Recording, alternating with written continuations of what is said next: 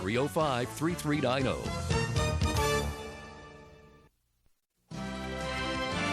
This is CNN.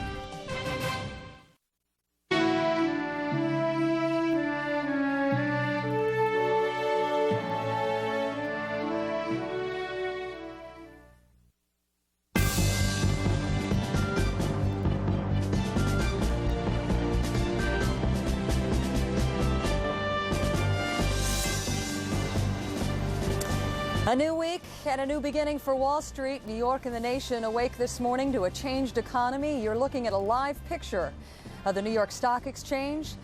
The New York Stock Exchange and the Mercantile Exchange get ready to open. This is the longest time since the Great Depression that the American exchanges have halted trading.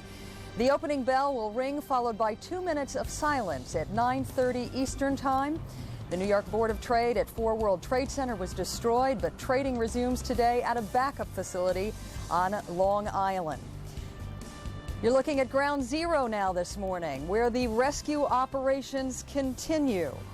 The number of missing at the World Trade Center is at 4,957, 190 confirmed dead, 115 identified, and the Pentagon death toll this morning rises to 188. The mayor of New York City cautioning everybody to view this as a rescue operation, and they will do so until all hope fades.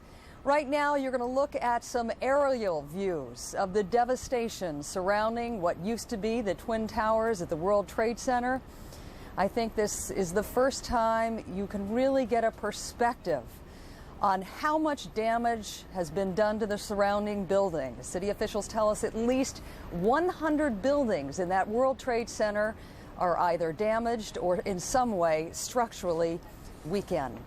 Good morning, everybody. I'm Paula Zahn reporting from New York City this morning. I have a very strong group of participants with me this morning. Some familiar faces to all of you. I'm joined now by John King in Washington. Good morning, John. Miles O'Brien at the CNN Center in Atlanta, and we keep on moving Bill Hemmer around this city of ours. He will be outside the New York Stock Exchange all morning long. Welcome to you all. Right now I'm going to catch up with Lou Dobbs, who will also join us consistently throughout the morning from the New York Stock Exchange. And Lou, if you could, give us a preview of what investors might expect later on this morning. Paula, good morning. Investors don't really know what to expect, and the traders who will be peopling this floor at the New York Stock Exchange opened today after being closed for 4 straight sessions. And by the way, that hasn't happened since the Great Depression. People here are anxious. They are not particularly upset in any way, but they are anxious to see what the market will do, what investors ultimately will vote on, and with their dollars and with their stock purchases and sales. The stock exchange has gone to heroic lengths to open at all. And the fact of the matter is that they are remarkably well prepared. This floor is typically, and I'm between the trading posts where the specialists work and move stocks, 10 and 11. Normally, there would be no one on this floor until usually about 9 o'clock in the morning. We've been here since about 6:30 this morning when the Treasury Secretary, Paul O'Neill, arrived to meet with Dick Grasso, the chairman of the New York Exchange. So the anticipation, the preparation, all in place, and some anxiety as well. So Lou, I know you are immersed in all the details of this, but for those of us who see that overseas markets have sounded an initial alarm and the Nikkei index hit an 18-year low this morning, how are we supposed to react to that news? I think that we have to react to it today the same way we would on any other day. And as a matter of fact, that's one of the points that most of the heads of the major brokerages, Dick Grasso, the chairman, has said. This is not a place for heroics. This is not a place in which to look at anything other than this marketplace in a long-term manner, which is what investors should be doing on any day. Warren Buffett on 60 Minutes last night made what I thought was a great point. Fundamentally, this economy is not appreciably different than it was a week ago, and the CNN poll conducted yesterday shows that actually investor and consumer confidence is actually higher today than before the bombing. The fact that the Nikkei average fell 5% is at almost a 18-year low is really more indicative of what is happening with those markets than with this one. This market, the largest in the world, and why it was so important, so critical that this market be opened, dwarfing as it does Tokyo, London, Frankfurt, all of the other world markets, those major markets combined, with some $13 trillion in market cap here. All right, Lou, you mentioned those consumer confidence numbers, and yet there appears to be a very strong networking campaign, bringing together folks that normally are trying to compete with each other to prevent a sell-off today. Can you describe to us exactly what they're doing to prevent a sell-off? Well, Paula, as you say, there are an interesting group of people who've come together, just as all the American people have come together in this time of crisis. But this crisis here on Wall Street will bring together the head of the SEC, the Treasury Secretary. In fact, the competing exchange, the NASDAQ, the CEO of the NASDAQ, Wick Simmons, will be up on the balcony for the opening bell. They represent the diverse interests that are making certain that these markets are orderly. They cannot, nor would they want to. Dick Grasso, the chairman of the exchange, has made it clear. If people want to sell, they're going to sell. And this is a market, and it's a free market. That's precisely what has to be preserved here. But they are working together with the Fed, the Treasury, with the clearinghouses and all of the firms, the brokerage firms, and specialists here on the floor to make certain that whatever investors want to do is carried out, traded in an orderly manner. And that's the most important thing that we'll see today, irrespective of whether there is volatility or a market that sells off or trades higher. Paula? We look forward to talking to you all morning long. I wanted to point out that you will be joining us at the opening of the exchange and filing reports throughout the day. Thanks, Lou. Thank you. And Lou mentioned the chairman of the stock exchange, the New York Stock Exchange, Dick Grasso. He will be our guest in the next hour, and we hope to ask him some questions that some of you may have on your minds this morning. But right now we head back to Atlanta, where Miles O'Brien is standing by with some of the latest developments from the investigation desk. Good morning again, Miles. Good morning, Paula. The latest developments for you, recapping a little bit. Trading resumes this morning on the U.S. financial markets, as Lou was just telling you. They have been closed since the attacks Tuesday by the suicide hijackers, longest closure since the Depression. The confirmed death toll now reaching 190. As the search and rescue operation enters a sixth day in New York City. There are 4,957 people still missing in the rubble of what was the World Trade Center. Still considered a rescue operation, however. At the Pentagon outside Washington, 2 people confirmed dead. 186 are missing and presumed dead. President Bush has returned to the White House after a weekend at Camp David, a weekend of strategy, planning meetings, and coalition-building phone calls.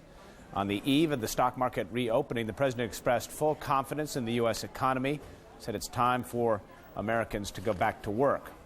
All the major airports except for one, Reagan National Airport in the heart of Washington, D.C., are open this morning. It remains closed, concerns because of its proximity to Washington, D.C. landmarks, but many airlines still have cut back their flight schedules. Things were running at about 2/3 their normal capacity yesterday. New regulations in effect will make it advisable for passengers to arrive a little bit earlier than they expected to. And let's send it back now to Paula in New York. All right, Miles, we're just beginning to understand how different the work environment is going to be today as people struggle to even get into the area. A bunch of the arteries south of here that would take you into Wall Street are still clogged with staging areas for the rescue operation. Nevertheless, people are going to use creative thinking to get to work today, and I am told that thousands of City Hall and government building workers and many folks in the financial district will be given paper face masks to protect them from the dust and the debris from Ground Zero, where the World Trade Centers once stood. I'm going to check in now with Bill Hemmer, who joins us from outside the New York Stock Exchange to give us a preview on what those workers are going to find if they are successful in getting back into their offices, if those offices even exist. Good morning, Bill. Paula, good morning to you. You mentioned the commute here. The word of the day thus far is patience. We're talking to a number of people coming off of the Staten Island ferry here, getting into lower part of Manhattan and really trying to work their way through a maze to figure out where they can go and where they cannot go at this point. Also, if you can tell at this point, the air down here is still very smoky and very very dusty. We've seen a number of people walk up and down Broad Street here wearing masks, paper masks, to cover their mouth from that very dust and smoke. You mentioned the other paper masks inside the New York Stock Exchange. We are told that 5,000 will be available for workers and traders inside the New York Stock Exchange today. More importantly, though, we've seen a number of people come by here carrying American flags, wearing ribbons, and wearing lapel pins as well to express their patriotism and their solidarity as they try and get back to work in some sense of normalcy today.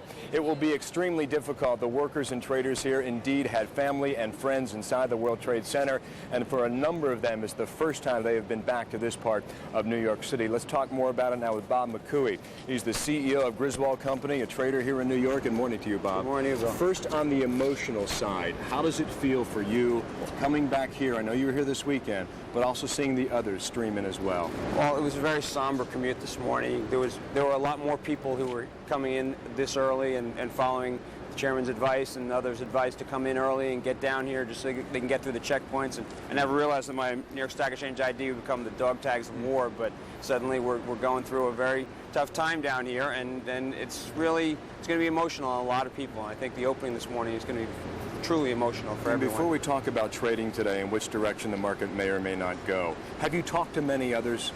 Oh, yes. I've been in constant contact with all my people, with others who do the same thing as I do. I've been in contact with the chairman's office as kind of a conduit with a lot of the other independent brokers on the floor. And my wife thinks I had about 1,000 phone calls in and out of our home in the past 4 days. So it's been truly an amazing experience trying to coordinate so many things from a remote location. We're less than 2.5 hours away from that opening bell. What do you anticipate? Well, I anticipate from a trading standpoint a lot of volatility, but from a human standpoint, I expect that there's going to be a lot of people who are going to be quite upset. There are people who are not going to come in today and may never return to Lower Manhattan. I think that the market is better than these people that did this to us, and that the emotion will allow us to get through this, and the fortitude that we have as American people will allow us to succeed. Thank you, Bob. I noticed the tie, too. Bob McCooey from Griswold Company this morning. Best of luck to you today. Thanks very much. Also, throughout the city of Manhattan today, we have reporters staked out a number of locations. Michael Oku is at Ground Zero, just about 2.5 blocks from the World Trade Center. Also, CNN's Martin Savage is talking with commuters getting off the Staten Island Ferry. And Richard Roth parked outside the Brooklyn Bridge this morning. Gentlemen, good morning to all of you. Let's start this morning with Michael Oku. Michael, good morning.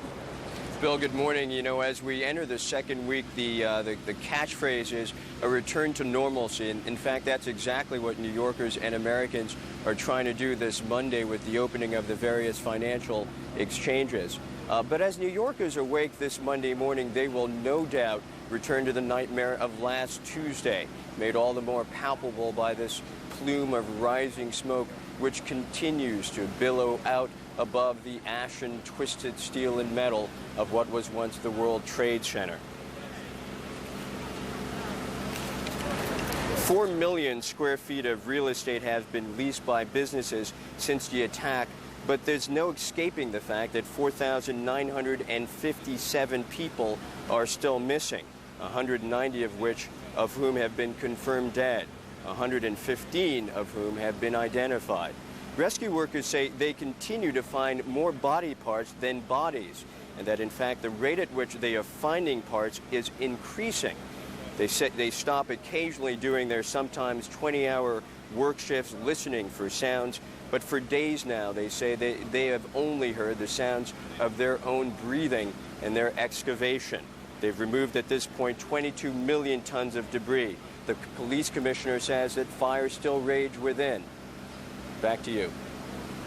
Kaloku, and being over there all day yesterday, one can really see the absolute grim task before the workers over there, and sometimes it's hard for the television images to exactly capture what's taking place, but indeed it is very difficult and very grueling. We talked about the commute this morning. CNN's Martin Savage by the Staten Island Ferry, which is again up and running this morning. Marty, how are things thus far? Morning to you, Bill. Usually the view from Staten Island here of Lower Manhattan is pretty spectacular. It still is, but for all the wrong reasons. As you mentioned, the Staten Island Ferry began its service at 6 o'clock this morning for the first time since the World Trade Center attack. Normally they have about 4 ferries running. They would do about 104 trips a day. That schedule has been altered somewhat. There are only 3 ferries that are operating today. And normally there would be about 700,000 people that use the ferry service to make their commute. It remains to be seen if those numbers will hold up today. It is about a 25-minute run or 5 miles to go across the New York Harbor to Lower Manhattan. A lot of those people who were boarding the ferry today work in the New York Stock Exchange. Almost all the people that we spoke to said that, yes, they are concerned, even fearful about going back to work. And one striking thing to note, it is the pathway of the ferry service that goes directly by the devastation of the World Trade Center. Many people will remember the friends that are no longer taking the commute with them today. Bill? Marty, thank you. To Manhattan's Lower East Side, another check of that commute today and how people are trying to work their way back into the city. Here's CNN's Richard Roth at the Brooklyn Bridge. Understand ferry service working there, Richard, for the first time in a number of years. Good morning to you. Good morning, Bill. Pedestrian traffic very slow here on the famed Brooklyn Bridge heading into Manhattan. As you know, car traffic has been shut off, though we have been seeing a fair amount of vehicles, presumably city emergency types, headed across this bridge. Behind me, you're looking at Brooklyn and the access way to get onto the Brooklyn Bridge to walk across into Manhattan. It's normally, of course, a great view and now greatly diminished without those trade towers. However, joggers and runners tell us the pedestrian traffic is dramatically slow. Quite a different story last Tuesday after the explosions when many people jammed this bridge as one of the escape routes out of Manhattan. But right now, very small amount of people here. Normally pedestrian traffic about 2,000 a day. I think a lot of people thought the bridge would be crowded with people walking in, but there's still subway access into New York, and cars can head over 2 other bridges into Manhattan here. We'll keep tracking it. Bill? All right, Richard, thank you. Subway's the best way if you can reach there. We're also told here that a number of people coming to work a bit earlier today. That is indeed good advice, trying to figure out which way people are going here in Manhattan. Paula, one more thing that is quite striking in this part of the city. We're only about 3 blocks from the World Trade Center. You can still see the smoke and the steam billowing nearby. You can smell the smoke in the air down here. And for a lot of people coming back for the first time, this indeed will be an emotional time, an emotional day, and a very difficult time to come and try and return, again, as we mentioned that word, try to return to a sense of normalcy. Paula?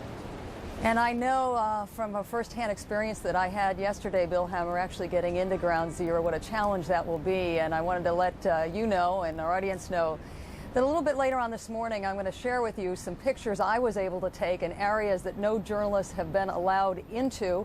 They are not great pictures. I was not allowed to shoot any video, but I think they will give you an idea of how transformed that area is around what is left of the World Trade Center. There are some poignant scenes of firefighters leaving messages for each other on Tuesday, showing them where individual battalions were, where they actually wrote things into dust that had built up and grime on windows that were left on some of those adjoining buildings, and we'll show that to you a little bit later on. Thanks, Bill. Right now I head to Washington, D.C., where Madeleine Albright, former Secretary of State during the Clinton administration, joins us this morning. Thank you very much for being with us. Good to have, Good morning, you Paul. along. All right, let's start off first with some of the latest developments. We know that Pakistan's top spy and a former ambassador to Afghanistan have personally delivered a demand to the Afghan government to turn over Osama bin Laden or face military action from the United States. How do you think the Taliban government will respond to that demand? Well, I think it's very hard to tell how they'll respond, but the fact that the Pakistanis did this is very important. They have been an important link to the Taliban and have given them kind of a sense of security, and the fact that they have gone in and done this, we'll have to see the results, but I do think that it's important that they did it, and I hope that the Taliban listened to them. As you know, there is great sensitivity about what kinds of phraseology is used. We are told that it is demand, and yet Tom Mentir yesterday from Islamabad, Pakistan, says over there it is very much perceived as an ultimatum. Which do you think it is?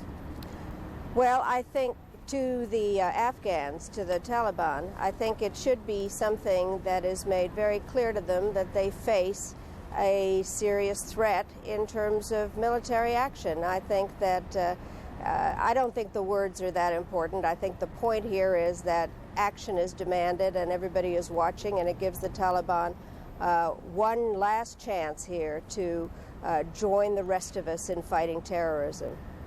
I know earlier on you mentioned the importance of Pakistan getting involved with this. Yesterday, I interviewed Dr. Abdullah of the Northern Alliance, who is the leader of the opposition against the Taliban. He is warning America not to trust Pakistan. He says their government is just trying to buy time. Now, Secretary of State Colin Powell came out after that and said the United States does trust Pakistan. Should the United States trust Pakistan? I think we have to watch everybody that we are asking to work with us in terms of their actions more than their words. I think we have to understand that this is going to be very complicated as it moves out into trying to get support from other countries. And I think that the diplomatic work that is going to be required here will be slow, tedious, difficult, and absolutely necessary, as each of these countries that have stated their support are going to be using various nuanced words or trying to figure out exactly how to support. And so Secretary Powell has got a huge job ahead of him, and I think everyone should try to be helpful in that regard. One of the things that Secretary Powell also mentioned yesterday is that an executive order that came down in 1976 under President Ford, which prohibited assassination, is now under review. If that executive order is changed in any way, how will that change the diplomacy involved here? Well, I think that if one states that we are now in kind of a war situation, in many ways that order doesn't apply anyway. But I think that there needs to be a review of all of this, and the other countries need to understand that the United States has been attacked on its own territory and that we need to take the appropriate action. The most important thing here is to keep our eye on the ball and understand that we are involved in a long-term situation where terrorism needs to be dealt with across the board, and that today is very important psychologically. You've been talking about the opening of the market. I think it's essential for Americans to invest. We need to invest in America. The rest of the world needs to see us doing that. And this is an important day in that regard also. You're talking about the layers and layers of complications involved here, and Secretary Rumsfeld said yesterday this is not a campaign that's going to be over in days or months. It will be years. Let's say for a second, and I hate to deal in hypotheticals, but I think this is a critical question. When you have the U.S. government calling Osama bin Laden the prime suspect, let's say that U.S. and its allies are able to find him, bring him to justice, or they end up killing him. There are many people out there that say that won't stop this terror. Who else do you have to get? Well, there clearly are other people involved in this, and people have talked about getting the head of the snake and trying to disconnect the dots and make sure that the leader of it, if indeed it is Osama bin Laden, is taken care of. But the bottom line of why everybody's saying it's going to take so long is that there are other people obviously involved in this in different countries and different places generally. And I think the hardest part about this for all of us is going to be the fact that we'll have to have sustained effort, that there won't be just kind of one clear victory, that there has to be an effort by all to keep working on this, and that it's a very complicated and long-term prospect. And that's the hard part. There's a lot of support now, I think, and clearly a great sense of patriotism, and we're going to have to try to figure out how to sustain that over a protracted period of time. So what will President Bush and his leaders of his administration be up against in keeping these coalitions they're presently building intact? I know yesterday someone indicated they really are looking at creating a number of different coalitions.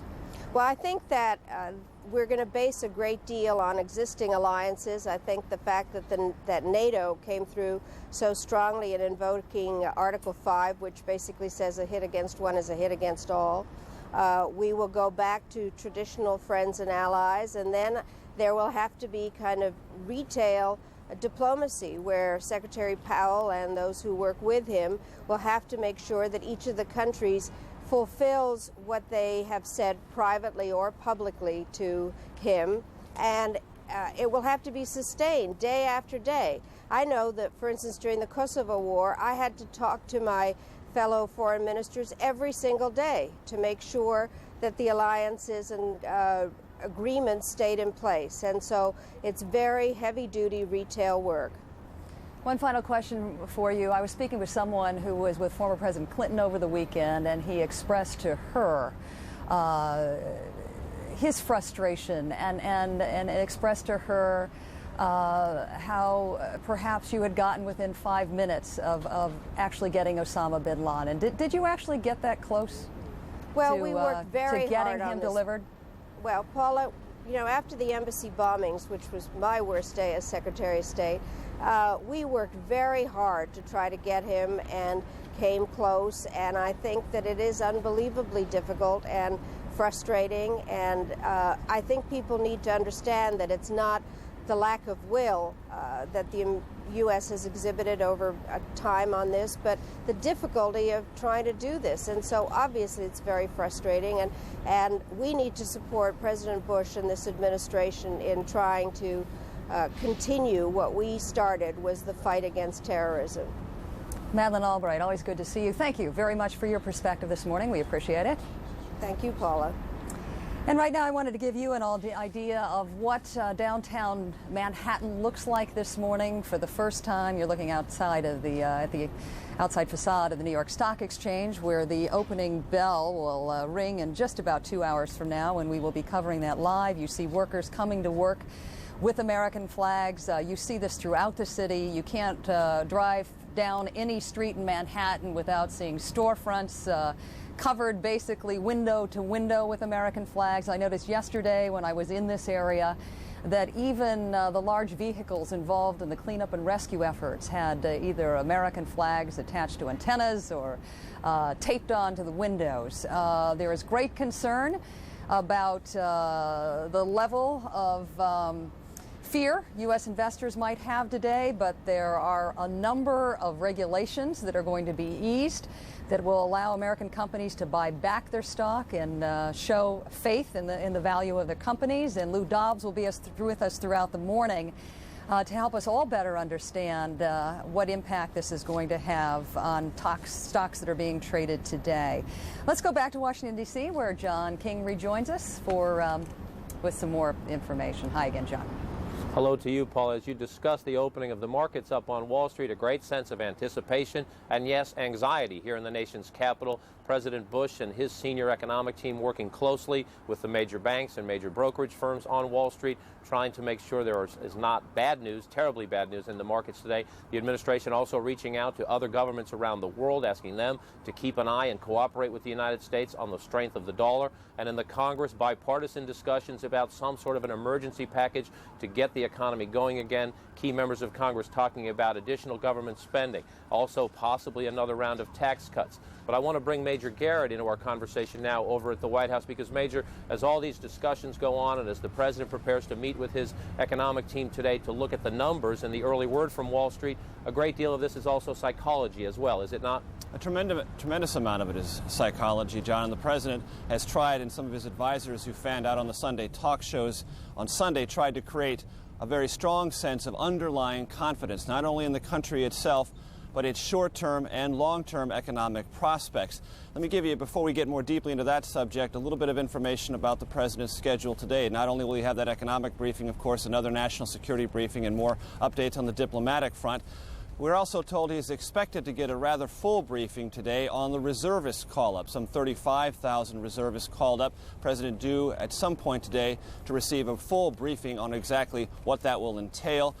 I can also tell you, John, that over the weekend, senior administration officials began to become increasingly concerned about violence committed against Muslim Americans. And there's a debate within the administration about how best the president can strike a note against that. That's being debated now. We can probably look forward to something from the president sometime this week on that topic as well. But getting back to our original topic, the topic of psychology, the president returned to the White House Sunday afternoon from the Camp David retreat, where he spent a better part of the weekend focusing on military options.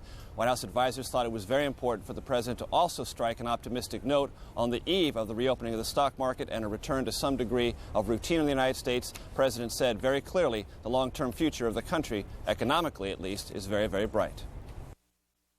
People have declared war on America, and they have made a terrible mistake, because this is a fabulous country.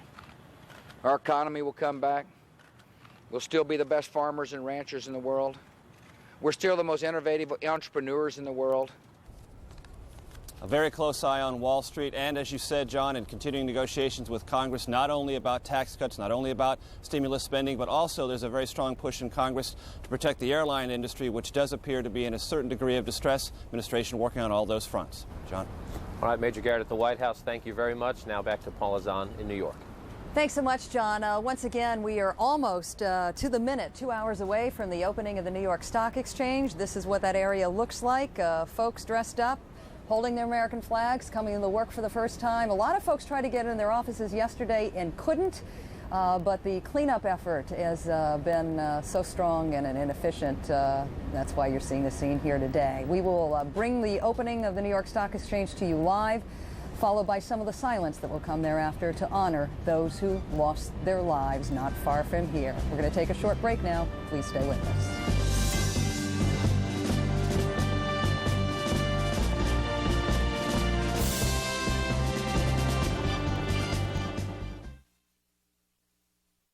The search for life and loved ones continues as President Bush promises victory against terrorism. For complete coverage, stay with CNN. A typical car insurance agent is on the job during regular business hours. On the other hand, Geico insurance professionals are on the job 24 hours a day. Geico, a 15-minute call could save you 15% or more on car insurance. Oh, I didn't want mail. You don't have to sacrifice service to save money. Geico, a 15-minute call could save you 15% or more on car insurance.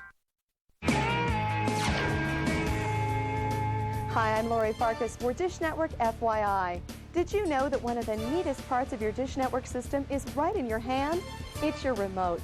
Check this out. Did you know you can watch one show and browse through your program guide at the same time? Just hit the Browse button and browse. Simply click up or down and check what else is on. If you find something better, just switch to that show. It's a remote control that keeps you in control. This is CNN.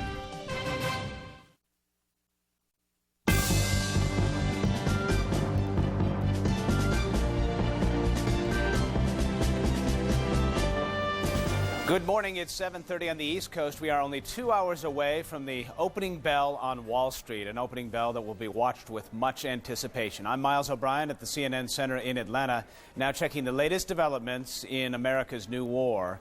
A high-level Pakistani delegation is now in Afghanistan with a message from the U.S. to the Taliban government of Afghanistan: hand over Osama bin Laden within 72 hours. New York financial markets reopened today for the first time since the terrorist attacks on Tuesday. President Bush is calling on Americans to go back to work today after a weekend of mourning those killed in the attacks. And 2 new arrest warrants, sealed warrants, have been issued for material witnesses in connection with the attacks on New York and Washington. That brings the arrest total to 4, or at least the warrant total to 4. And New York Governor George Pataki has called a special session of the state legislature today to consider a package of anti-terrorism laws. Now to Paula in New York. All right, thanks so much, Miles. I'm back there. There you go. We wanted to give you a preview of what might happen later today when the stock exchange opens. I know you heard some of what Lou Dobbs had to say, and joining me right now is Andy Sewer from Fortune magazine, who has also a very good idea of what you might expect. Welcome. Thanks, good to have Paula. you with us. So this clearly is historically one of the most anticipated openings of the market. Absolutely. It's historical. The world is watching, and you have to remember that global markets have never been connected like they are today. Also, over 50% of American households own stock, so the world is watching. And I think Lou cautioned us all not to panic about what happened in the overseas markets overnight. But when you hear a statistic that the Nikkei, the Tokyo market, hit an 18-year low, that can't make you feel real positive about what your investments may yield you today here in the States. Well, that's right, Paula. And I think we shouldn't be surprised if the markets do drop here. It's hard to understand or hard to see a scenario where they don't drop a little bit. It's going to be a crazy day, very high volatility, high volume, and no one really knows what's going to happen today. And yet the bottom line is that you have a network of very powerful heads of financial institutions coming together trying to prevent a sell-off. Describe to us exactly what they're doing to prop up faith in this system. The Securities and Exchange Commission has changed some rules, allowing companies to come in and buy stock to shore up their shares, the price of their shares. They're allowing companies to buy stock in the first 30 minutes of trading and the last 30 minutes of trading, something that is usually forbidden. They're letting them do that. They're letting corporate executives come in and buy. There's also jawboning going on with regard to short selling to prevent that from going on a lot today. On the other hand, if companies and investors and professional investors want to sell, say, airline stocks, which I think will be under pressure today, that's going to happen, and investors have to expect that. Well, you heard those stories over the weekend when was it Continental talked about furloughing 20,000 people, yeah. and we know that these airlines lost anywhere from $150 million a day to $267 million a day since the terrorist attacks last Tuesday. Yeah, that's right. I mean, airlines, insurance companies, they'll be under pressure. It could be that defense stocks, construction company stocks could be bought up. We really have no idea, and there's shares that are linked to bond trades, to trades overseas, to derivatives. There's so much volume, so much stuff going on today. It's going to be very wild. A very powerful message was sent by Warren Buffett last night at Berkshire Hathaway when he said basically he thinks there are going to be some good buys in the market, suggesting the American consumers they might want to check out some new stocks today. That's right. And of course, there have been email campaigns over the past couple days. Be patriotic, buy some shares of stock. That could happen. And it's true what Buffett was saying, that if you enjoyed or liked or thought a business was a good business last week, it still is today. I think we're going to see some wild trading today. We'll settle over the next couple days, and then we're really going to have to see how things go over the next couple months as we head towards October and November. But the bottom line is that people should not panic. Right. And that's hard to convince folks who are watching how the overseas markets did. Well, that's right. I mean, if there's anything to learn in these situations, panic selling never works. I mean, you sell this morning, you're going to have to figure out a way to get back in. And, let the whole thing sort itself out with the institutional investors. A very good day, I think, for retail investors to sit on the sidelines. Let's get into some of the minutia of what individual institutions are going to have to deal with today. First of all, a lot of companies can't even return to their buildings. They've transported their workers out to New Jersey in some cases, into Brooklyn. How will that affect the individual investor? Are you going to have a hard time getting through to your broker? That's why it might be not a bad idea just to sit on the sidelines. Lehman Brothers, not trading in their ordinary building. Salomon Brothers, not in their ordinary building. Merrill Lynch, same thing. If you try calling your broker and get a busy signal, don't be surprised. It's really a great idea to just sit back and watch. It's going to be a wild ride today, Paula, and it might be a great idea to just watch it. One last question for you. There's a great deal of concern, of course, about all the trading records that might have been lost in all this tons and tons of debris. Is there a permanent record anywhere of trades people might have executed last week where the paperwork could have gotten lost in the World Trade Centers? It is possible. I mean, you've seen the tremendous amount of paper that was blown all over the city. It was really tragic. My understanding is, from talking to CEOs and prominent people on Wall Street, is that 99.9% of the stuff was backed up in computers in Colorado, in New Jersey, in Connecticut. And so at some point you'll be able to get a statement. You're going to be able to figure out where your account is and your trades are okay. But you do have to be a little bit patient here. Don't try to get the information at 9:30 this morning and expect your broker to get it to you. I mean, we're all going to have to bear with things a little bit here. Andy Serwer of Fortune Magazine, we look forward to having your expertise with us throughout the morning. Thank you. Thanks, Paula. Right now I'm going to check in with Bill Hemmer, who continues to stand by outside of the New York Stock Exchange, where many thousands of New Yorkers are just beginning to show up for work. What are you seeing now, Bill? Indeed they are, Paula. People continue to stream in down here, and I can't tell you, the dust and the smoke in the air is still reminding a lot of people what happened last Tuesday, and for many of them it's their first time back. We talked to some people in line going through security checkpoints at this time. They say it smells like Tuesday. It smells like death. That's a bit of the attitude we're picking up right now. Let's bring in Anthony Alvarino, who's just walking by here. First time back, Anthony? Yeah, since Tuesday morning. Okay, you're a trader on the floor? Yeah. How do you feel coming back? There's no words to describe it. It's terrifying. It's devastating. I've lost a lot of friends, and it's just a terrible feeling. Do you think people coming back to work in this part of Manhattan are prepared for what you're describing to us emotionally? I think some have an idea. We dreaded it all weekend, but we knew we were going to have to come back. I had to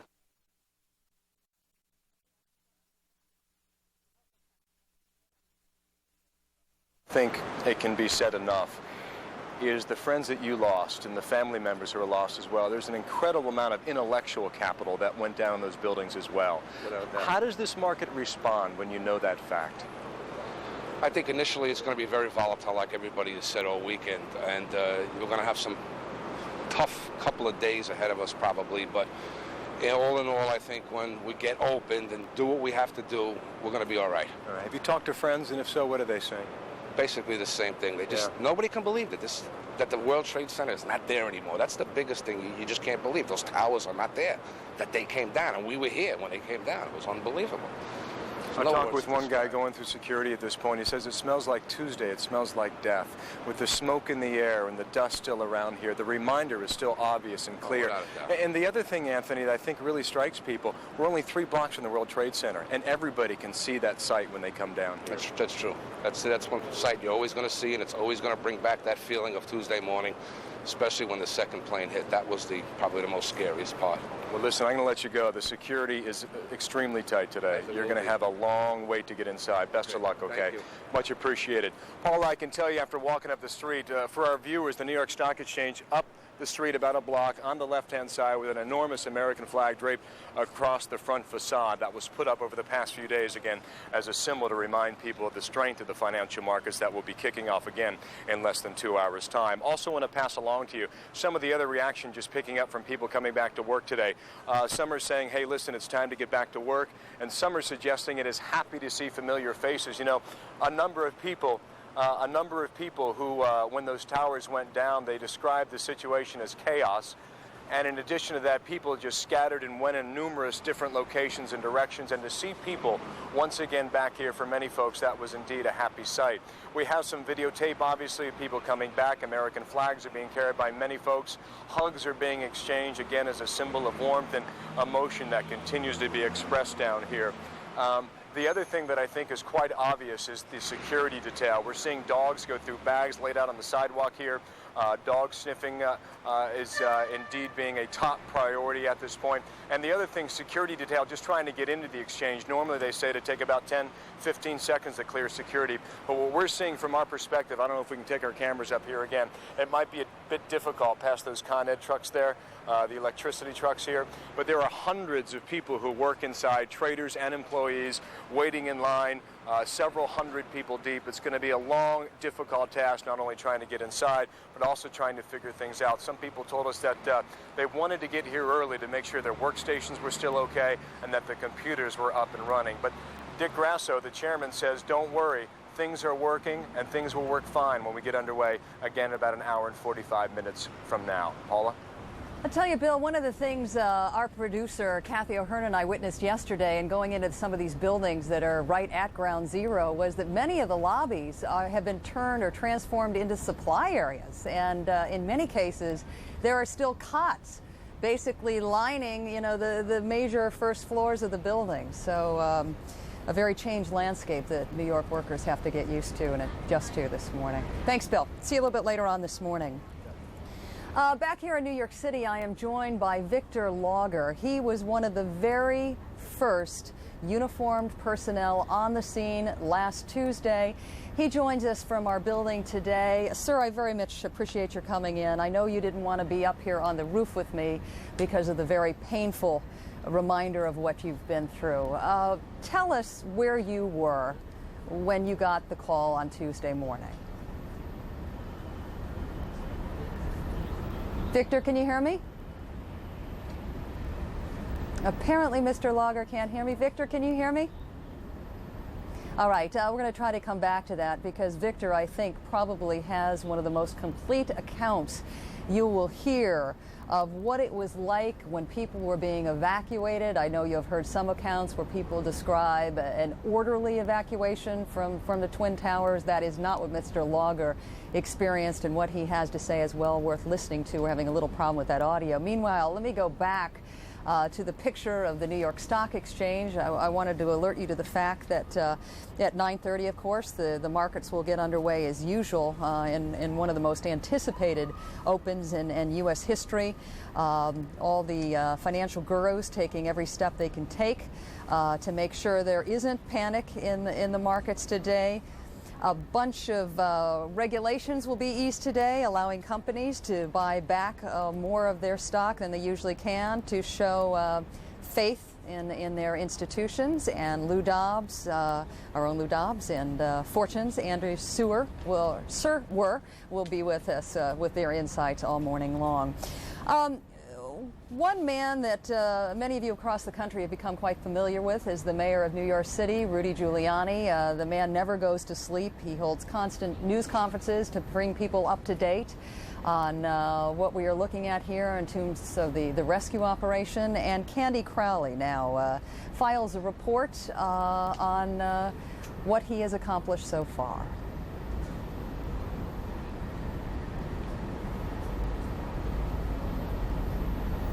And I think the television gods are not with us this morning. A smile on his face, a tux on his back, and escorted a Brooklyn bride down the aisle.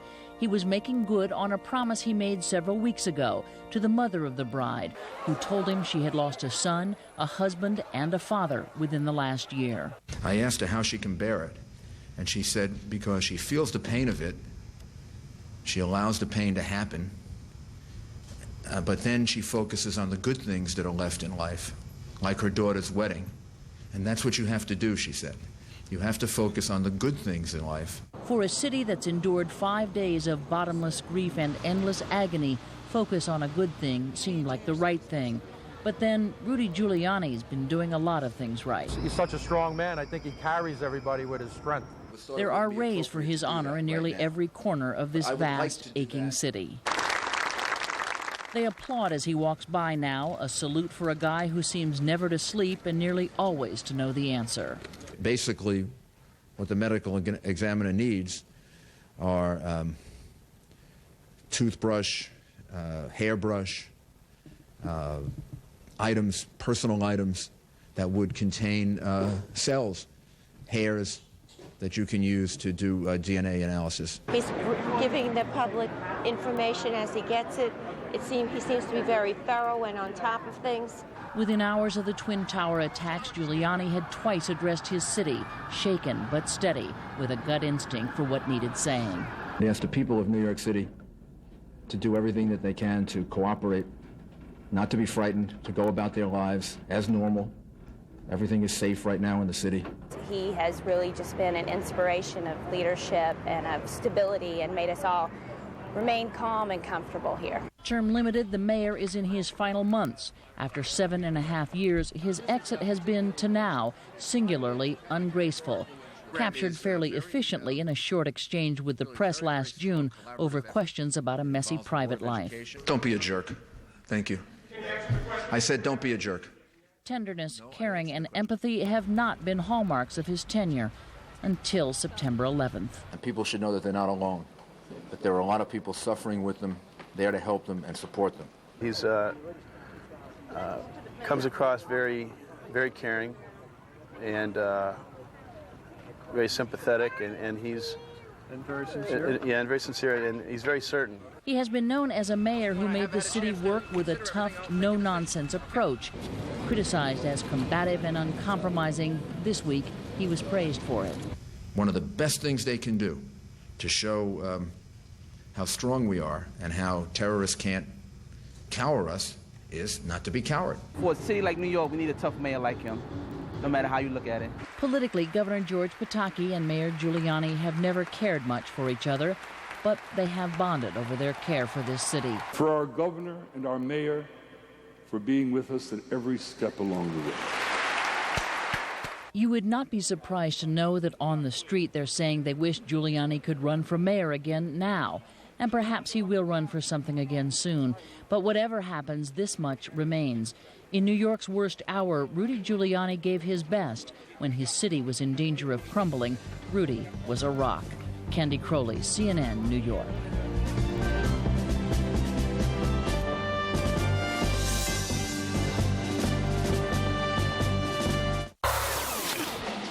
What kind of beer you got? Food? Anything else? Haydn's Cello Concerto in C major. Which performance?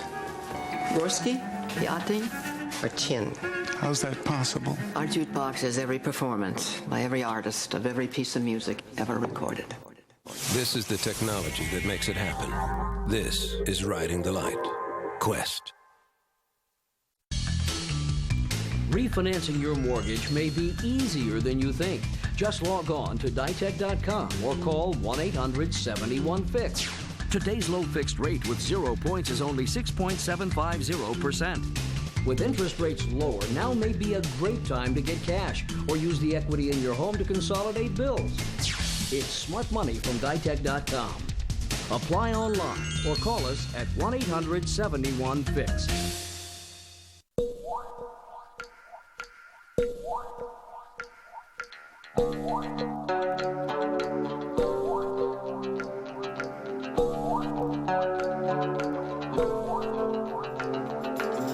One energy company had the idea to change their entire fleet of global tankers to safer ones with double hulls, committing to it before anyone else and finishing 16 years ahead of the industry's deadline. Conoco. Think big, move fast. There is a venture capitalist out there with hundreds of millions of dollars for technology firms. Startups, expansions, firms with new ideas, all in a friction-free business environment. Why would a venture capitalist work this way? Because they're convinced that technology is a can't-miss investment, and they'll do whatever it takes to help companies succeed. Who is this venture capitalist? Pennsylvania.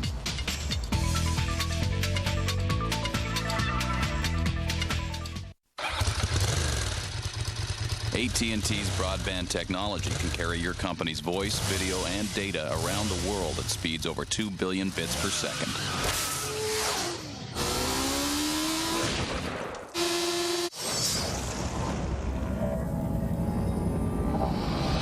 Buckle up.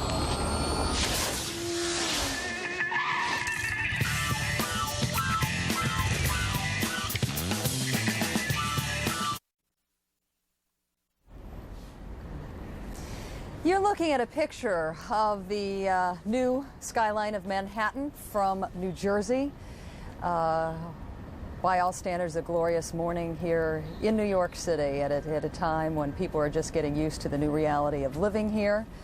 You're looking at NASDAQ quarter, or actually you're actually looking at a picture, yeah, that is NASDAQ headquarters, right? The picture's kind of blurry out here, folks. Yep. And I just wanted to remind you that the New York Stock Exchange, of course, will open at 9:30. We will be there for the opening bell live. Lou Dobbs will be filing reports all morning long from there. You continue to see workers with their face masks, in many cases supplied by their employers, trekking off to work. A lot of these people were not able to get into their buildings over the weekend because of the smoke and the continued fear that some of the debris would fall from neighboring buildings surrounding the World Trade Center. Let's go back to Lou Dobbs right now for an update on what those workers might expect and what investors might expect later today. Hi again, Lou. Hi, Paula. The floor of the New York Exchange is already taking on a certain vibrancy. Typically, if there is a typical day on a trading floor like this, the world's financial capital, it wouldn't even have a half dozen people on it at just before 8 o'clock in the morning.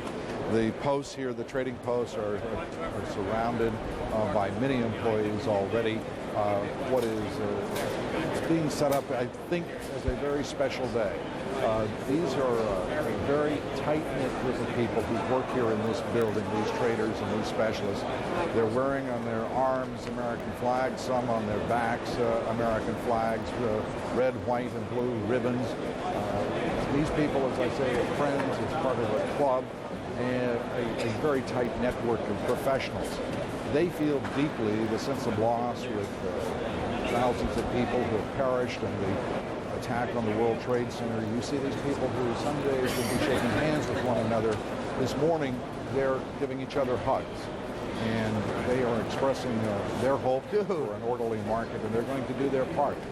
Make no mistake about it. These people would much prefer that this be an entirely different order of openings, many of them because they really still are grieving for the loss in their community. But they're here because they believe it's their job, and they believe that it's the country's work that they're doing, and indeed they're quite right about that.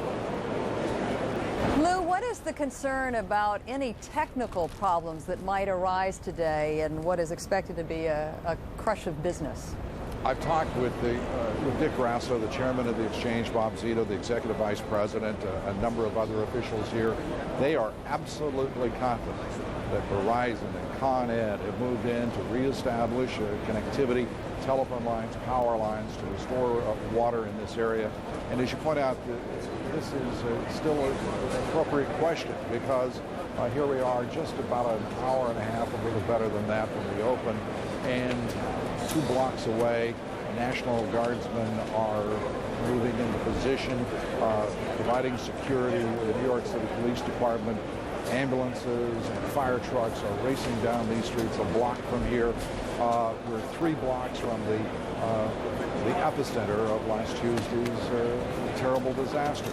So, nonetheless, all of the work that has been done here over the last 6 days, they believe will establish communications and restore the world's most important and by far its largest financial market to trade. All right, Lou, thanks so much. We look forward to seeing you throughout the morning. I just wanted to let you all know there is nothing wrong with your television set if you were having trouble with the clarity of Lou's sound. There's just so much going on right now on the floor of that exchange that it is difficult for all of us to hear clearly. You see the president walking, I can't tell where he's walking to, but he's with Karen Hughes, who's a key advisor. He's walking into the White House this morning. And we expect various cabinet secretaries to be, if not on camera, briefing reporters, keeping in touch with reporters all day long, and if and when any new information arises on the investigation or any potential military action, we will bring that to you. We're going to take a short break right now, but when we return, we will be visiting with the head of or chairman of the New York Stock Exchange, Dick Grasso. In addition to that, you're going to meet a man who was one of the first uniformed officers called to the scene last Tuesday morning at 8:45. You will hear his dramatic story up next. Please stay with us. Our coverage continues.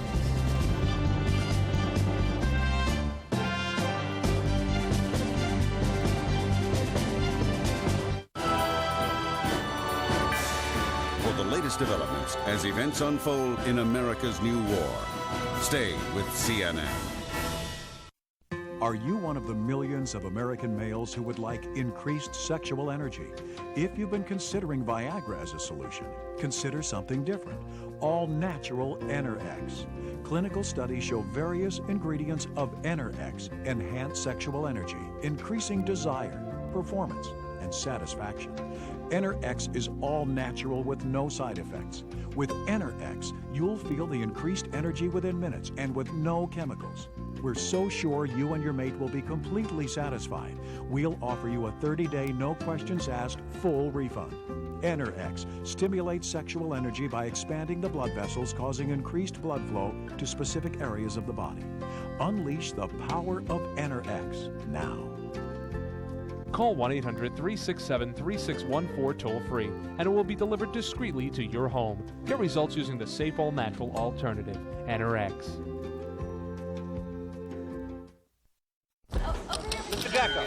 This is my final plea. I am a gecko. Not to be confused with Geico, which could save you hundreds on car insurance.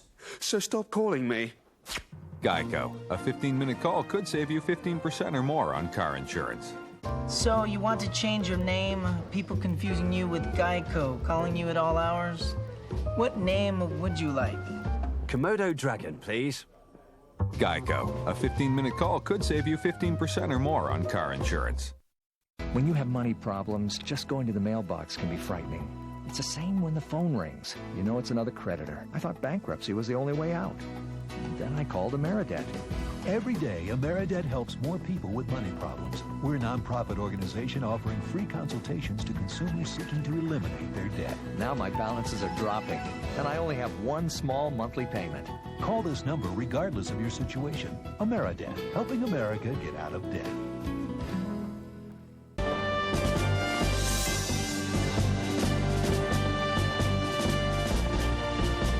Good morning from New York City. You're looking at a live picture of the exterior of the building that houses the New York Stock Exchange. The market will open at 9:30. Lou Dobbs will take us to the floor of the exchange for the opening bell. You're looking at the NASDAQ market site. We will focus a lot on what might happen on Wall Street today. There is tremendous concern how Americans will react to the multiple attacks on our country, but a number of key investors are trying to make it clear to those out you that may not be all that optimistic that they plan to buy back lots of their own stock to show you the level of faith they have in the value of their companies. Workers in New York are just beginning to stream into this area. It is difficult to get here. You see this debris field now, some 22,000 tons of rubble already removed. The rescue effort painstaking. In some cases, workers are not only digging but using their own hands to deliver small particles of debris into buckets, and then that is in turn transferred to vehicles. The beautiful shot, of course, of the Statue of Liberty looking north towards Manhattan skyline, a skyline that has been so severely altered by last Tuesday's attacks. Now, the difficulty for workers this morning is that there are a number of police checkpoints they must go through before they even get close to the perimeter of their offices. So it will not be easy for them. Many companies offering paper face masks for their employees to wear to work today. Many workers defiantly coming to work today, waving flags in their hands, showing the resolve of the workforce here to show that America is on the mend and New York is rebuilding. Let me really quickly check in with some of the folks you're going to see throughout the morning. John King joins us again from near the Capitol in Washington. Good morning again, John. Also with us this morning, Miles O'Brien from Atlanta, who will bring us up to date on all the investigative leads that we are getting right now. And Bill Hemmer, of course, will be stationed outside the New York Stock Exchange all morning to give us a better idea of how workers are reacting to their inalterably changed city. Let's first start off with Miles, who's going to give us the latest on the investigation. Miles? Good morning, Paula. Here are the latest developments in America's new war. A high-level Pakistani delegation is now in Afghanistan, telling Afghans they have 72 hours to hand over Osama bin Laden or face the wrath of the United States. U.S. stock markets reopened this morning, as Paula was telling you, after the longest pause in trading since the Great Depression. President Bush says it is time for Americans to go back to work. 2 new arrest warrants have been issued for so-called material witnesses in last Tuesday's terrorist attacks. 2 other witnesses already in custody. And 4,957 people are still missing in New York City, where the World Trade Center was destroyed by the suicide hijackers. 190 people are now confirmed dead. At the Pentagon, 186 people are missing in that hijack attack. 2 deaths have been confirmed there. Let's send it back to Paula in New York. Okay, thanks so much, Miles. We had promised you an interview with Victor Lager earlier. We were having some problem with audio, but we've gotten that all to work. Victor Lager was one of the first uniformed police officers to arrive on the scene. He unfortunately has suffered a personal toll, as have most people in this country. He lost his partner that day. Victor, I really appreciate your being with us this morning. I understand why you do not want to be up here with me. I am told that it's just too painful for you to see any reminder of what you've been through. Again, thanks for allowing us to share your story with our audience. Can you describe to us where you were when you got the first call on Tuesday? We were on 7th Avenue South and Grove Street, watching the first plane fly southbound. And did you think anything was unusual at that time? Oh, yes. Me and my partner thought that was very unusual to see such a large aircraft fly so low. And we just hoped it would pass all the buildings. What did you see next? We saw the plane fly directly southbound right into One World Trade Center, and we just couldn't believe what we saw. So you saw the actual explosion then? Yeah.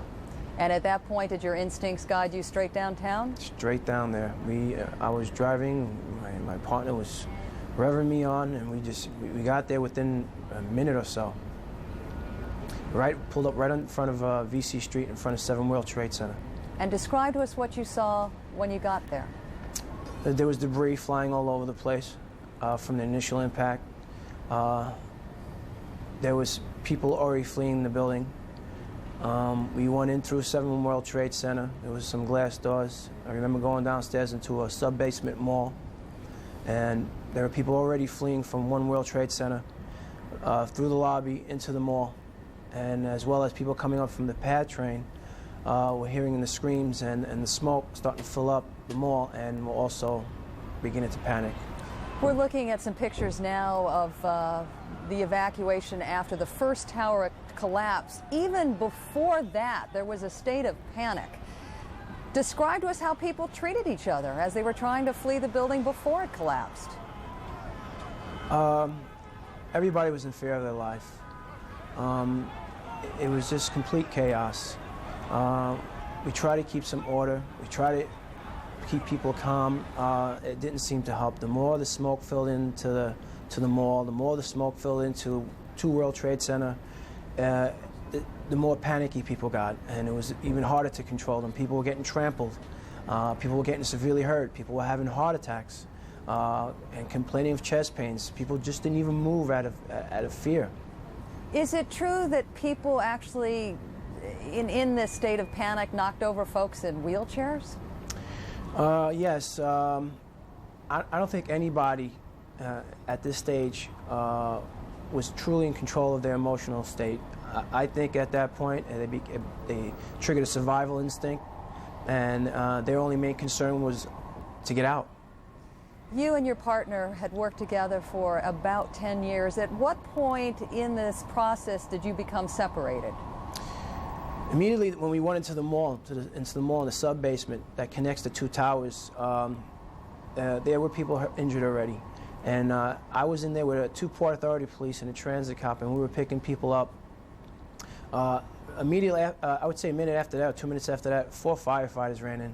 And one of the firefighters had about 4 or 5 tanks on his back, and my partner immediately, it was his instinct to grab these tanks and help this fireman with him. And he turned over to me and he said to me, you know, Vic, you stay with these people here. You have a lot of help. I'm going to help these guys. They need some more help. I'm going to go upstairs and see if we can save some people, and I'm going to run down here and meet you. And of course, I totally disagreed, and I stated, you know, I didn't want him to go in there. I said he had no fire protection. He had no mask to breathe. The smoke was unbelievably thick coming out of 1 World Trade, and I was really concerned. And he had no fear, and he told me he'd be all right, and that FD was assuring him that the building was stable. At that point, we just thought it was an accident, and he seemed pretty confident, and he made me feel pretty confident that everything was going to be okay. At what point did you realize you had lost James? And we're going to put up a picture of James and the 3 sons he has left behind. After the second plane hit my building, and I was in the lobby, we didn't really initially know what happened. We feared for our lives at that point. Pieces of the interior of the building were coming down. People were already being killed.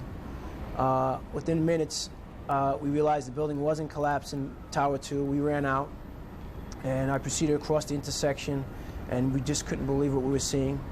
The civilians who were watching started screaming to us it was another plane, and I knew it wasn't an accident at this point. My partner was raising me on the radio somewhere near the 28th floor with 20 people that they had rescued from offices, and he was with some firefighters. And I explained to him, I said, this is no accident. This is another plane that hit the second tower. And I explained to him, I said, Jimmy, you have to get out there. Get out of that building as fast as you can. And very calmly, he said to me, don't worry. We're going to be all right. The buildings are stable. FD's telling me it's stable. We got 20 people here. He said, Vic, just meet me downstairs. I'll be down there. And within minutes, I felt the ground start to shake from Tower 2.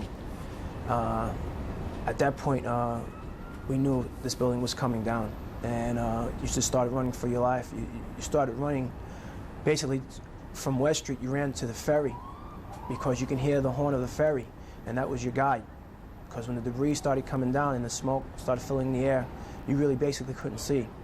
And this whole time, my partner was still alive. It wasn't until, I would say, 25 minutes later, or I couldn't even give you a time because there was no more time. There was no essence of time. That I heard my partner start calling my name again after the first building came down. And he started asking me, what's going on? What's that noise? And I started screaming on the radio, you have to get out of there. You have to run as fast as you can. Jimmy, the building just came down. You have to get out of there.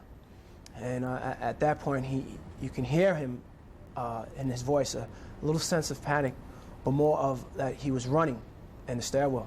And you can hear the people in the background. And not much longer after that, after he was calling my name continuously, and the building came down, and I couldn't hear him anymore. And I remember trying to call him, even an hour or two later, still trying to raise him on the air, thinking that he might have made it out, and I didn't hear anything. And Victor, so many police officers and firefighters lost their lives that way, going into the buildings when everybody else was coming out. When we that building, trained to do that. When that building came down, anybody who was in a few feet from that building was sucked in. And it was just devastating. Anybody who was going in, anybody who was inside, anybody who was just standing around a few feet was just totally wiped out. Well, Victor, we really appreciate your sharing your story with us this morning. We are so sorry about what happened and wish you a lot of luck as you try to rebuild your own life. Thank you very much for dropping by. Let's head back down now to where business is getting underway on Wall Street. We find Lou Dobbs once again on the floor of the New York Stock Exchange, along with its chairman, Dick Grasso. Hi again, Lou. Hi, Paula, and as you say, I'm here with Dick Grasso, the chairman of the New York Exchange, some 6 days after the devastation of the terrorist attack here in New York. You're up. A lot of people were skeptical, Dick, about whether or not you would be able to pull this off. Your opening now scheduled just about 19 minutes. You're absolutely confident. We are totally confident, Lou, that at 9:30 that bell will ring. America will be back to business, and America's greatest capital market will be the lead in doing that. We'll send an important message to the criminals they've lost. When Mr. Grasso says the world's largest, it is the world's largest by several factors, some $13 trillion in market capital here. As I walked around, and Dick, it's been a few months since I've been down here, I'm amazed at the number of people who have American flags sewn on their Brooker jacket, the number of flags posted on the booths, the spirit. I'm used to these gentlemen slapping each other on the back occasionally and shaking hands, but they're giving each other real hugs and sincere hugs. Lou, this is a true epicenter of patriotism. Our president came last week to really send a message to all Americans, and certainly to those New Yorkers, those who were lost at the Pentagon and in Pennsylvania, that you can destroy and take innocent lives, but you cannot destroy the American way of life. And these people will rally this morning as comrades in arms, as one America, just as our politicians have come together, put aside their differences. This is a time of, I think, special opportunity for all Americans. Dick, I'm just curious, at this point, we're seeing a number of indications of strength in the overseas markets. We have seen actually turn positive both in London and in Frankfurt. What are your early indications here for what kind of market we're going to see on the New York Exchange? Well, Lou, I think everyone realizes and remembers that in times past, when America has been challenged, be it from an economic standpoint or from a political standpoint, this nation has unified, has come together, and we will do that again. This economy is the leader of the 21st century global economy, so there may be some short-term dislocations because of this heinous crime, but in the long term, Lou, betting on America has always been a great bet. And you have made certain in your expressions here publicly that the New York Stock Exchange is not talking about stopping selling, but rather making certain that people are able to exercise their investment decisions, sell or buy. You just want a free and efficient market, right? This is free market capitalism, Lou, at its finest. And again, if you look back to those who react emotionally in times past when this country has been challenged, they've been wrong. You have to be, as an American, very proud of what our president has done, very proud of the leadership in the Federal Reserve, in the Treasury, in the SEC, and all in the financial sector who have come together, put aside petty jealousies, and said, we're going to send a message to these criminals. They cannot destroy the American way of life. They can't destroy this economy, and this great market will lead us to higher and more productive levels in the future. And as Dick Grasso understood almost sooner than anyone else, this is the epicenter of a global financial market. And Dick, I know you're going to be pleased to know that as of the most indications about 10 seconds ago, London, Frankfurt, and Paris all moving higher. So we wish you all the best with the Open here coming up in just a few moments. Dick Grasso, who's done a remarkable job to reopen and to restore the New York Stock Exchange, and will be opening here in just about 15 minutes. Now back to you, Paula. All right, thanks so much, Lou, and we'll come back to you live when the markets open. The head of the New York Stock Exchange once again saying that these terrorists cannot destroy the American way of life and the American economy, although acknowledging that there will be, in his words, some slight dislocation in the days to come. Let's go back to Bill Hemmer, who's standing by outside the New York Stock Exchange, watching the wave of people descending on this part of the city, many of them waving American flags this morning. Hi, Bill. Indeed. Paula, good morning once again. We're seeing American flags and ribbons and lapel pins. We're also seeing a number of paper masks here being worn by countless people who walk past us here. That cloud of smoke and steam has shifted east, it appears, because we're seeing it drift over us for about the past hour and 15 minutes. And again, that smoke is quite heavy at times. A number of people, Paula, thus far do not want to talk. They say they are too torn emotionally at this point, but still others do want to share their emotions and what they're feeling as they come back to Wall Street. Let's talk with a few more traders this morning. Will and Jonathan are here from Lehman Brothers. Gentlemen, good morning. First time back? Yes, today is the first time back. How do you feel? A little anxious, a little nervous. You know, there's a touch of fear in the air. You feel the same, Jonathan? Absolutely. It's still a hostile environment out here. As I exited the train this morning, smelt the air, but our hopes are up, and we're excited to be back to work. That's the mood on the floor itself. People are excited to be back, anxious. It's going to be a crazy couple of days, perhaps weeks, even months, but we're ready. A couple of people were remarking to me that they were happy to be back in the sense that they're seeing people who are friends and colleagues that they have not seen since last Tuesday morning. That's absolutely correct. People are happy to see other people, and they also, the news is that some people have lost friends down on the floor that they've known for 30 years. And it's, you know, on one hand, it's a very sad situation. On the other hand, you're very happy to see your colleagues and your friends. Gentlemen, thank you. Good luck today. Jonathan and Will, Lehman Brothers. Quickly, want to take you over here to the Island ECN Electronic Communications Network. Pardon my back here. This is after-hours trading in order for trades to be executed electronically outside of the normal hours of operation between 9:30 a.m. and 4 o'clock East Coast time. Andrew Goldman runs the shop here at Island. There is trading going on underway about, 19 minutes ago. What are you seeing? Well, so far it looks pretty encouraging, Bill. You know, the Island marketplace opened at 8 a.m., goes through to 8 p.m. We account for about 1 out of 6 trades on NASDAQ, and so far we're seeing a pretty orderly market. We're looking at inside in the screens there where we can take a look at all the buy and sell pressure for the stocks trading on Island. We see on the top 5 list, I think Cisco, Dell, Microsoft trading in a fairly orderly fashion. Looks encouraging. A couple of defense stocks have popped up early on, which shouldn't be too surprising given conditions. Mm-hmm. Good luck today, okay, Andrew? Thank you, really appreciate that. Again, it gives us an idea and a direction, but clearly we will see when the market opens the New York Stock Exchange which way we're headed in about an hour and 10 minutes. Andrew, thank you. Once again, Paula, quickly here, security is tight. It's been tight throughout the morning. We will watch it. More reaction coming up shortly from down here on Wall Street. Paula, back to you.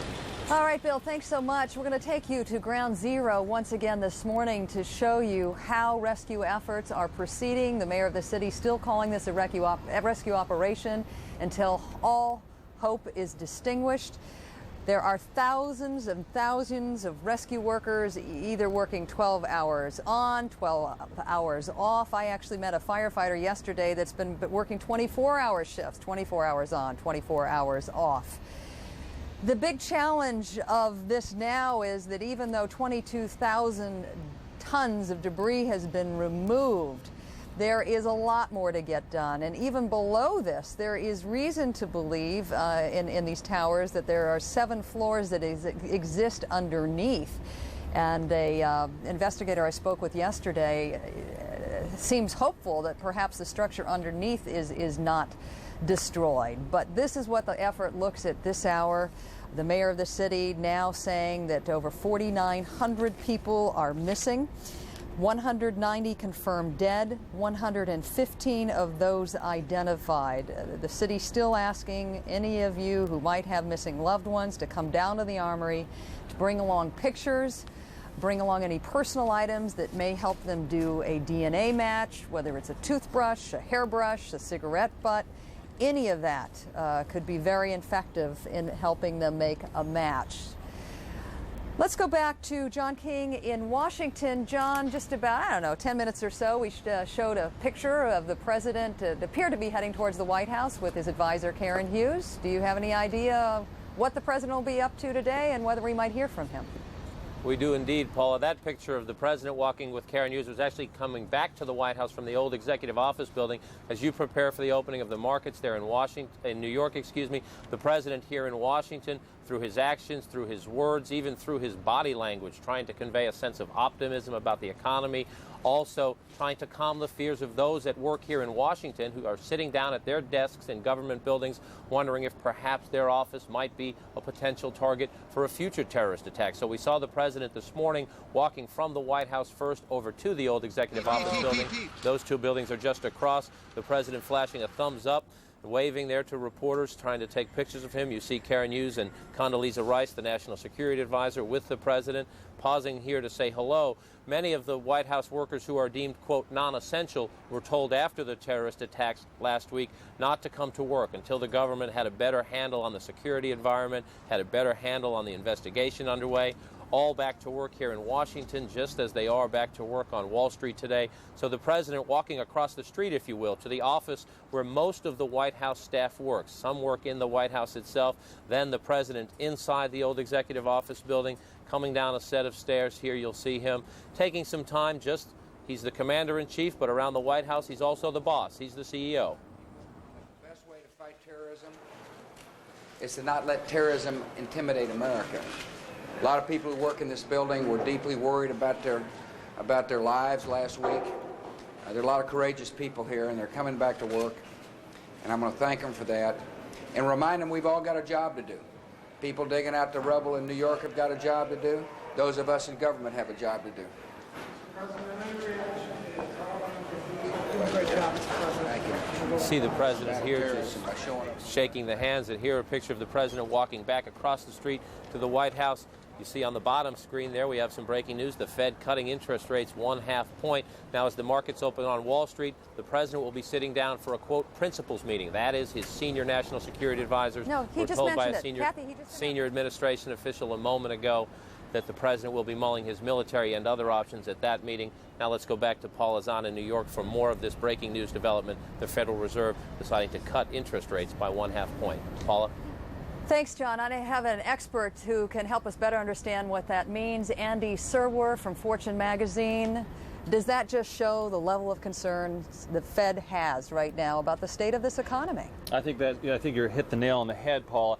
I think it's a good thing. I was just talking to a very wired-in trader just 5 minutes ago who anticipated a rate cut, but he thought it would happen later, after trading began, because that way the Fed would see how bad things would be if the market actually did take a big hit. I think what you're seeing is the Fed is concerned on the front end, wanting to preempt any sort of market drop. This really helps Wall Street, and I think it really shows them that the Fed is ready to make a concerted effort to keep the economy going, to keep stocks up.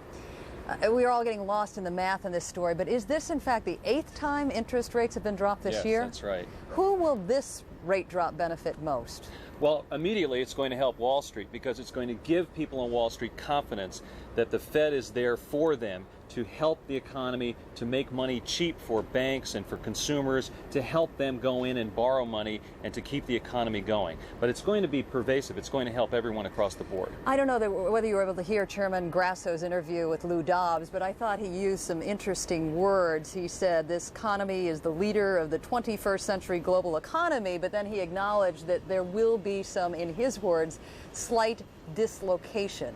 What's he talking about? A slight dislocation is a euphemism for stocks dropping, let's face it. Okay, that was a real nice way of saying that, wasn't it? You're absolutely right. Again, it's interesting the Fed did this before the open. You know, the good news, they did it to preempt a drop. And the bad news is maybe they were concerned stocks were really going to drop. This trader I was talking to thought that stocks might drop 600, 700, 800 points. At that point, the market would pause and the traders would look for a rate cut. Now they've got their rate cut. It'll be interesting to see. It sort of throws a lot of strategies off because people had anticipated this big drop, then the rate cut, but instead they got the rate cut first. So just more swirl to the story. Okay, so take us through the swirl. So now that the strategy has changed, well, then what? Well, then what is the big question? I think what you're going to see is a smaller drop. You're going to see people sitting on the sidelines right now. We've seen stocks in pre-market trading down 5%, 6%, big stocks like Microsoft, Cisco, and Intel. I think they may kind of trend back up, so the drop at the open may not be so bad. Again, it's hard to tell where things will go later in the day. Very, very hard. But I think this will stop the market from taking a big hit at the open. All the big financial gurus are out there saying, don't panic, don't sell. It is significant that Warren Buffett of Berkshire Hathaway is now saying that there might even be some real good buys today. He's not going to sell. Right. He may even be buying. Yeah. What should that mean to anybody out there? Well, I think that you have to be really careful about going in and buying at this point. You really want to just watch the action, particularly in the AM here. I think that it's really, really important for investors just to sit back and watch. I think the market is going to bounce around like crazy right now, and it's probably a really good idea just to sit there and watch the big boys play. But sit there with your seatbelts on. Absolutely. Andy Serwer, thank you. Thanks, Paul. For your insights. We're going to take a short break here, but before we head into the break, I wanted to let you know Dr. Henry Kissinger will be a guest at the top of the next hour, or sometime within the next half hour. In addition to that, I am going to take you to Ground Zero, to a part of the area the reporters have not been allowed into. I wasn't allowed to video anything, but I was able to get a couple print shots off, and I'll share those with you. That and a whole lot more right after this short break.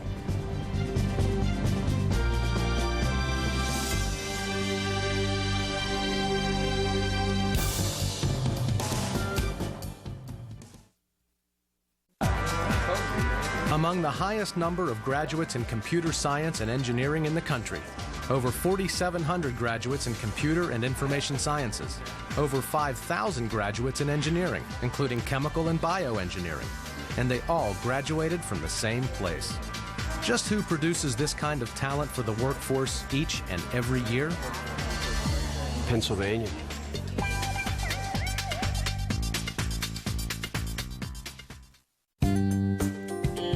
To keep your business moving in the right direction, you need to make the best decisions about your image. Fast Signs offers sign and graphic solutions to make your choices simple. With locations coast to coast, Fast Signs is ready to keep your business moving.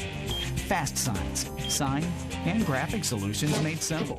Call, click, or visit a Fast Signs location near you. I worked hard to be a better doctor. I worked hard to be a better businesswoman. I worked hard to build a better practice. How can I make sure my money works hard so I can spend more time just being a better person? At Lincoln Financial Group, we offer clear, understandable financial planning to help you protect and enjoy the work of a lifetime. Lincoln Financial Group, clear solutions in a complex world. I remember 20 years ago how they turned the racing world upside down. First by introducing a race car with quattro all-wheel drive, and second by having a woman drive it.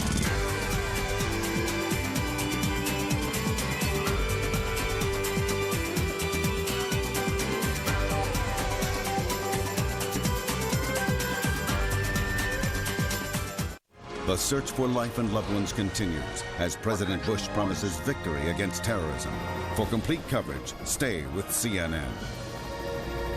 A typical car insurance agent is on the job during regular business hours. On the other hand, Geico insurance professionals are on the job 24 hours a day. Geico, a 15-minute call could save you 15% or more on car insurance. Oh, I didn't want mail. You don't have to sacrifice service to save money. Geico, a 15-minute call could save you 15% or more on car insurance. If I look happy, it's because I've got a super night's sleep in my Craftmatic Monaco adjustable bed. I'm also delighted because of the free TV I received. You can get a free 25-inch color TV with the purchase of any Monaco adjustable bed, too. Just call toll-free to receive this free TV certificate by mail. Call to have your free 25-inch color TV certificate and complete details about Monaco mailed to you right away. Call 1-800-514-8181. What is a hero? Are heroes born, or are they made? In after-school programs, your kids will uncover hidden strengths, discover they have the power to change their future, and find the hero inside themselves. Let us know you on after-school programs in your area. Call 1-800-USA-LEARN. After-school programs, helping kids find the hero within.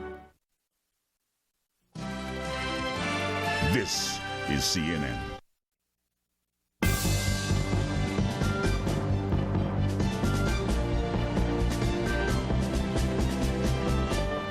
.30 on the East Coast, precisely 1 hour away from one of the most anticipated market openings in recent memory. The New York Stock Exchange, NASDAQ, other exchanges opening for the first time since the Tuesday attack on New York City and on Washington. In advance of that opening, the Federal Reserve cutting interest rates by 0.5 point. So the first bit of news in advance of the market opening is a good piece of news. Let's recap and bring you up to date. A Pakistani delegation has delivered a U.S. demand to the Taliban government in Afghanistan: turn over Osama bin Laden or face U.S. military action. Wall Street bracing for an initial sell-off when the U.S. financial markets open today. They'll be open for the first time since the attacks. The markets conducted tests over the weekend to make sure they'd operate smoothly. A top Uzbek diplomat says his nation is open to talking with the U.S. about the use of its airspace and bases for an attack on Afghanistan.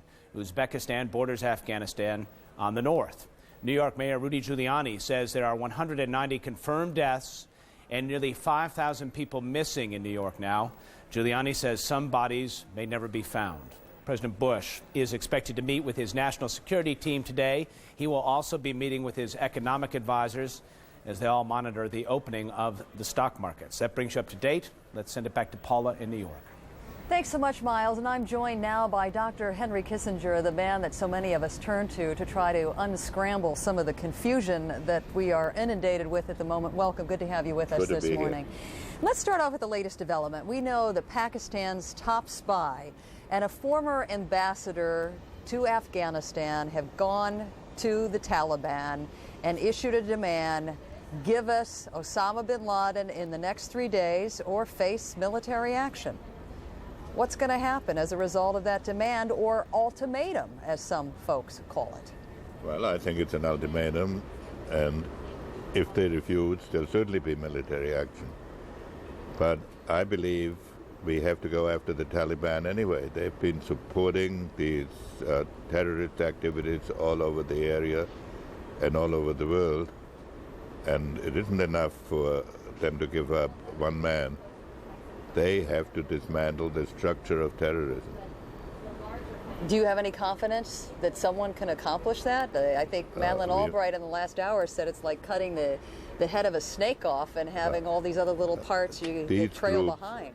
Well, in part that is correct, but these groups require a base, they require money, they require organization, and if we can get them on the run, and if they have to spend all their energy surviving, they can't plan these meticulously prepared attacks that we saw in New York and in Washington. And it isn't only Afghanistan. There are countries like Syria that have bases, Sudan, some are probably even in Algeria. And we have to put governments on notice that if they extend safe havens to terrorists, they will run the risks that terrorists do. So wait a minute. Are you telling me this morning that the United States and its allies might find themselves in the position of attacking Syria and perhaps Iraq? No, I don't think we have to attack Syria, because I think Syria will close down these camps if they're brought under enough pressure. Iraq, I would be open-minded on if they are tied to any of these terrorist networks, they should be attacked. Let's explore further the impact of Pakistan now offering its support to the United States in exchange for retiring $30 billion worth of debt and some other things it's once taken care of by the United States. There are folks like the Northern Alliance, the opposition front to the Taliban, that says don't trust Pakistan. Do you trust Pakistan? I don't know. I would judge countries by their performance now, not by their words. The American objective has to be to break up these terrorist organizations. I'm not saying that all has to be done with military force. For example, there could be a ban on travel of any country that has, of citizens of any country that has safe haven for terrorists, added to economic pressures. But in the end, these terrorist groups must have training bases.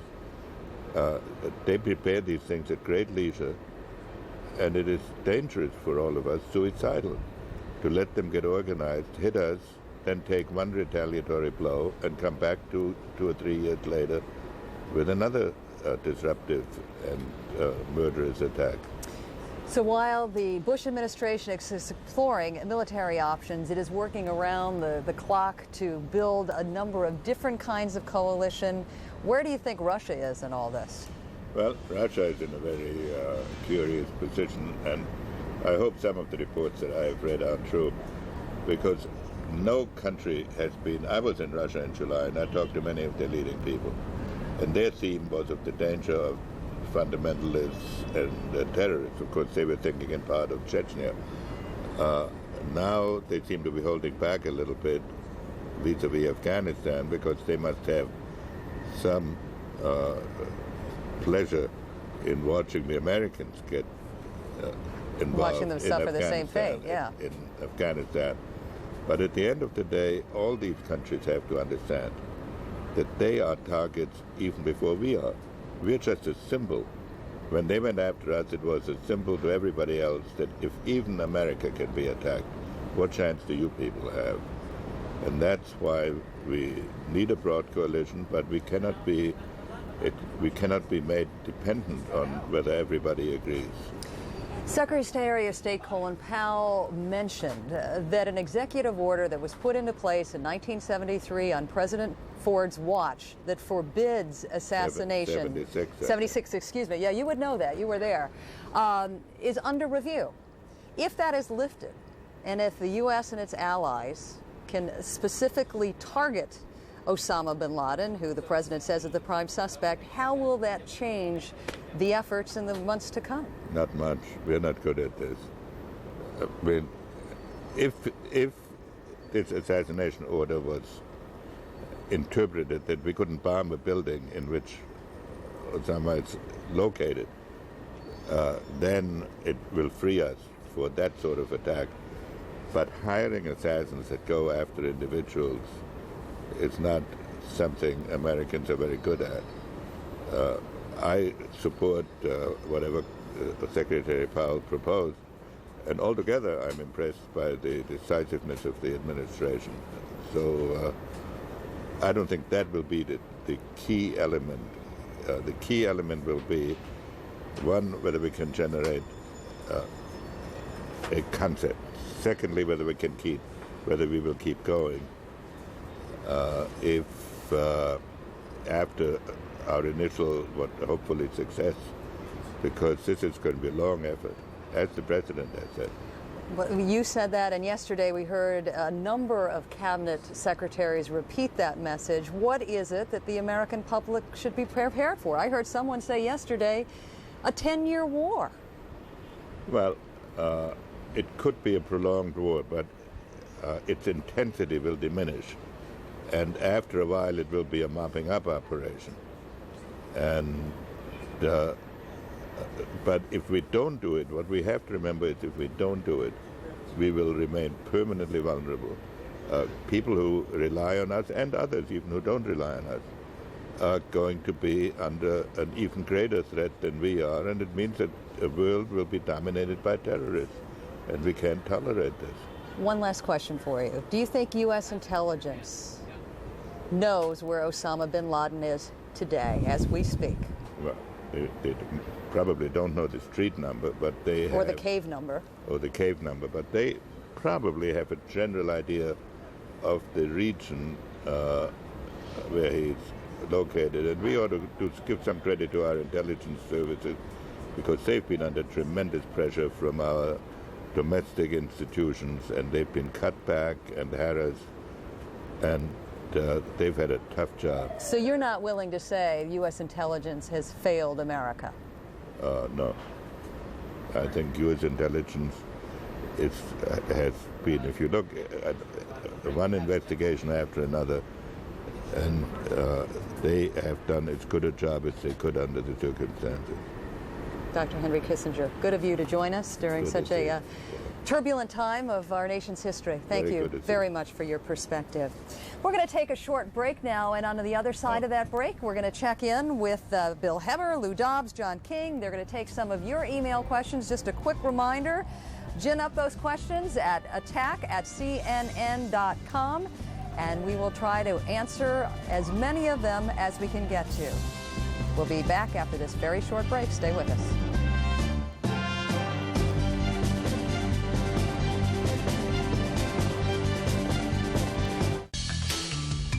Refinancing your mortgage may be easier than you think. Just log on to ditech.com or call 1-800-71-FIX. Today's low fixed rate with 0 points is only 6.750%. With interest rates lower, now may be a great time to get cash or use the equity in your home to consolidate bills. It's smart money from ditech.com. Apply online or call us at 1-800-71-FIX. Among the highest number of graduates in computer science and engineering in the country, over 4,700 graduates in computer and information sciences, over 5,000 graduates in engineering, including chemical and bioengineering, and they all graduated from the same place. Just who produces this kind of talent for the workforce each and every year? Pennsylvania.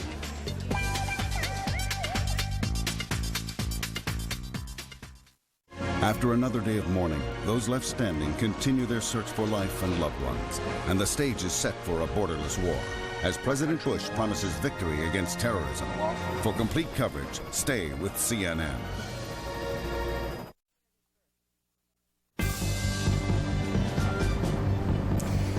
Welcome back. This is what Lower Manhattan looks like today, as some 75,000 workers returned to their jobs this morning in and around the financial district, many of them waving American flags, some of them wearing masks. You see some rescue workers there wearing some masks, but in addition to that, companies are handing out those paper masks so folks can be protected from the heavy dust that continues to permeate the area. And believe me, I was down there yesterday, the very strong, acrid smells.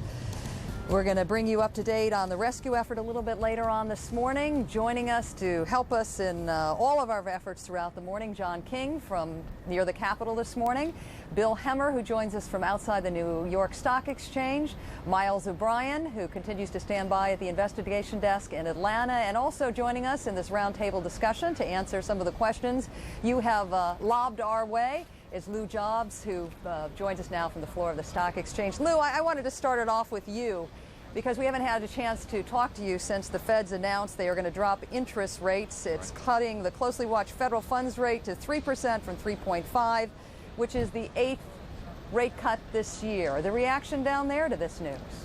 As you say, the 8th rate cut, the third intermeeting cut or surprise cut, and the discount rate, importantly, at 2.5%. The Fed funds rate, as you said, at 3%, the lowest it's been in 9 years. But frankly, the reaction here has been one of caution and, if you will, temperate expectation.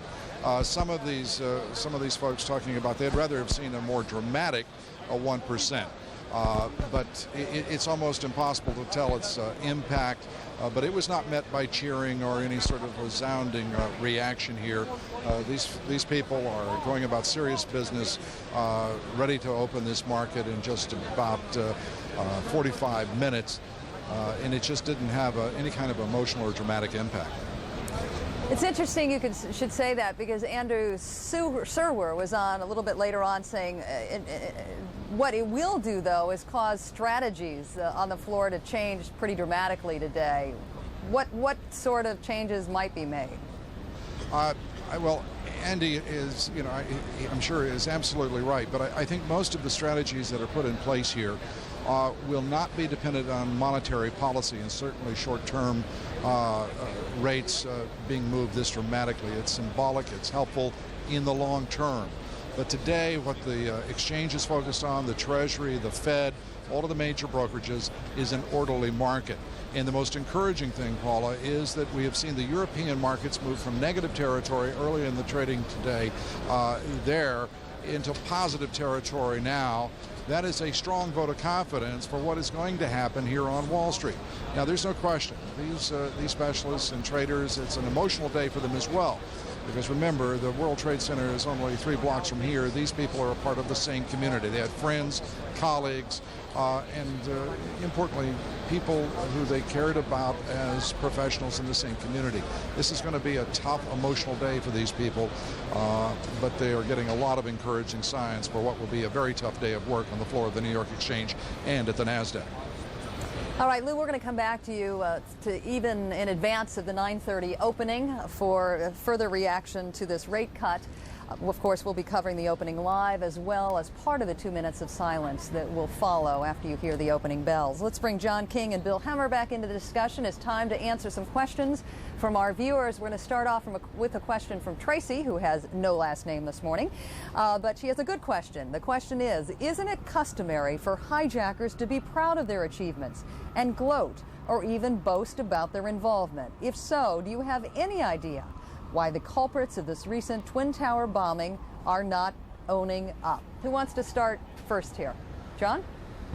Well, I can give you a sense. We do know from law enforcement and intelligence sources that one of the reasons there has been what the government calls, anyway, significant progress in the investigation so far is that there were some phone conversations intercepted in which members of these terrorist cells are alleged to have been bragging about the attacks to their colleagues. Now, as to why there was not a public statement, yes, in the past there have been some groups who rushed to claim responsibility after terrorist attacks. One of the fears of U.S. officials, though, is that this was a first wave, that these terrorist cells continue to exist in the United States, and that there perhaps were plans for additional hijackings and additional possible attacks. If that is the case, that would be one reason for these terrorists not to come out and publicly claim responsibility. All right, our second question comes from Frank Steiner of Greenbrook, New Jersey. His question is, if we declare war on Afghanistan, can we freeze their assets worldwide and take them as reparations, making the country unstable and unable to survive without the aid of another country? Lou, do you want to weigh in on this one? Paula, the answer to that is fairly straightforward. With the international authorization, that is the United Nations and the World Court, that could be done. It could not be done unilaterally by the United States, except in specific cases with bilateral arrangements. But the fact is, Afghanistan does not have enough assets to even think about reparations for the damage that has been done in these terrible, devastating attacks on the world's financial center here in New York and, of course, at the Pentagon. And I just wanted to button that off with, Lou, the fact that Pakistan, of course, is one of 3 governments, only 3, that recognizes the Taliban as the rulers of Afghanistan. And one little note I have here says that, in fact, it's the primary financial backer. Let's move on to our next question from Rowie B. from Guam. The question is, the U.S. has taken the position of declaration of war to terrorism. Does President Bush need the permission of the United Nations? Bill? Paula, I think that question is probably more properly addressed in Washington, but with regard to the UN, I think at any point that anyone wants to take military action, it is always best, as we have seen through the White House in the past 2 days, trying to establish this international coalition.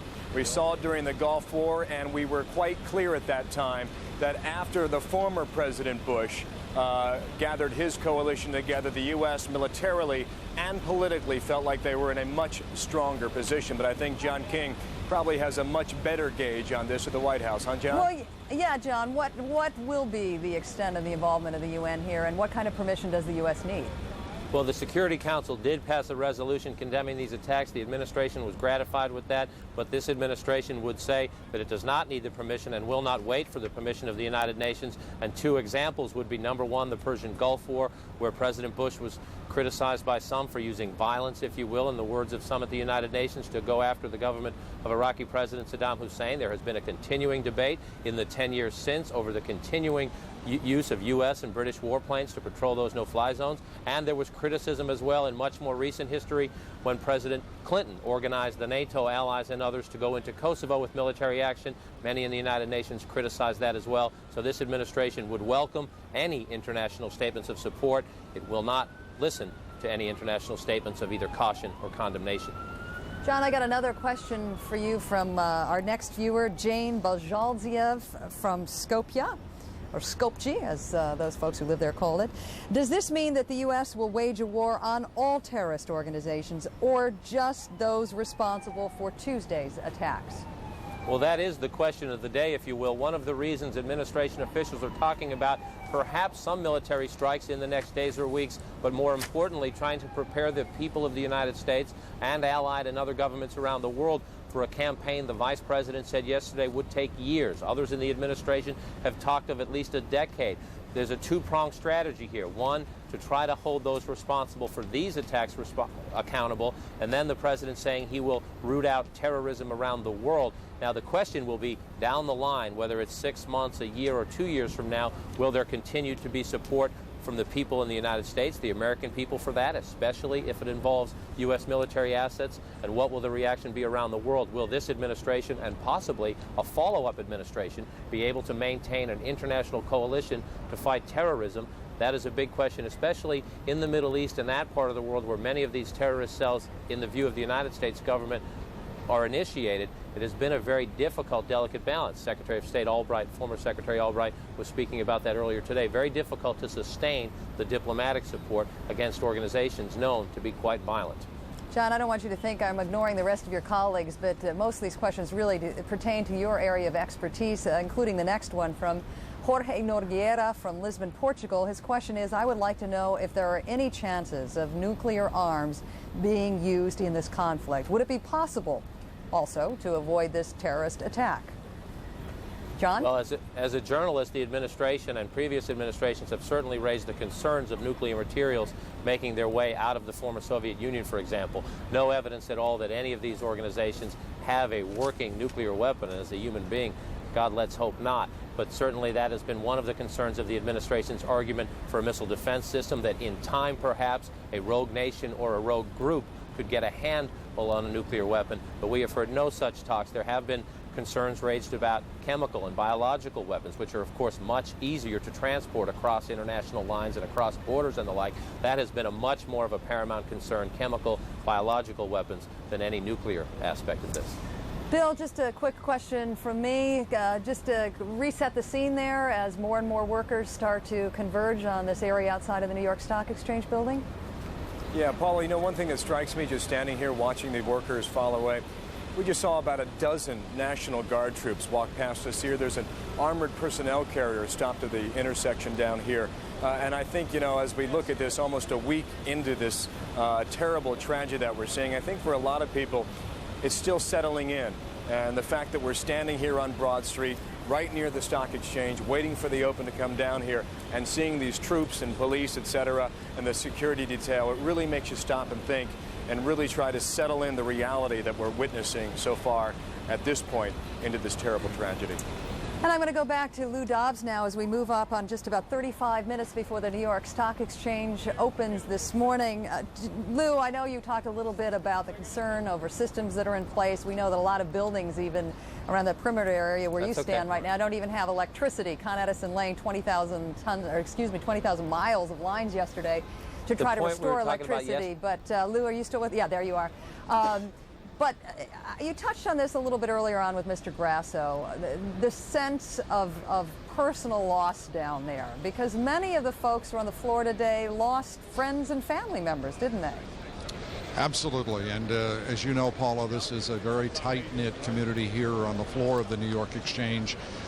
These men, mostly men, some women, grabbing each other and just giving each other very emotional hugs, wishing each other well on what they know is a historic day. And it's a day that many of these people would just as soon be home grieving for those that have been lost in the financial community, whether they be family members, friends, or simply professional colleagues who simply won't be going back to work after last Tuesday's devastating attack.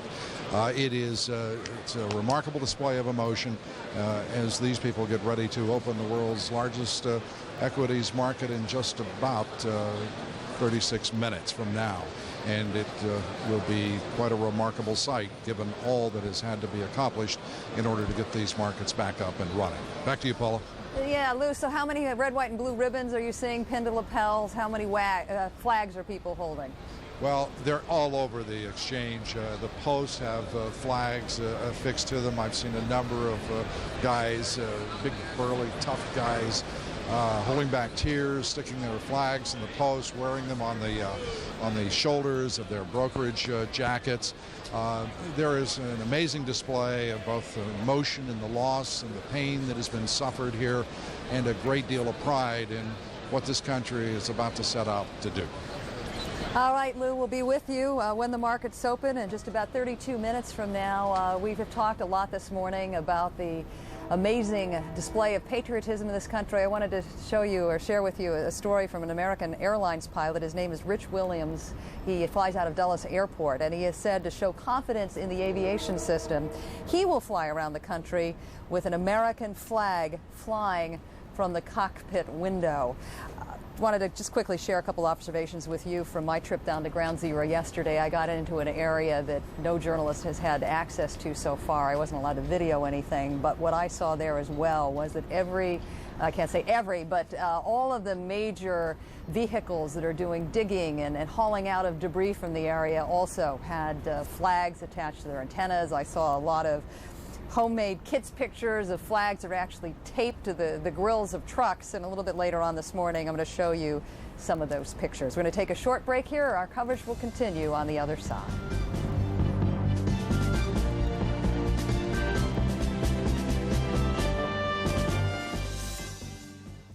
If you are seeking someone you believe to be missing from the attack on the World Trade Center or the Pentagon, log on to cnn.com/missing to submit a photograph and description. Please include your contact information. Bringing you the latest reports as events unfold in America's new war. Stay with CNN.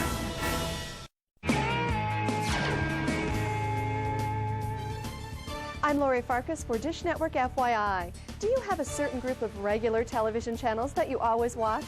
Then you should set up a favorites list. To begin, press your menu button and select Favorites option.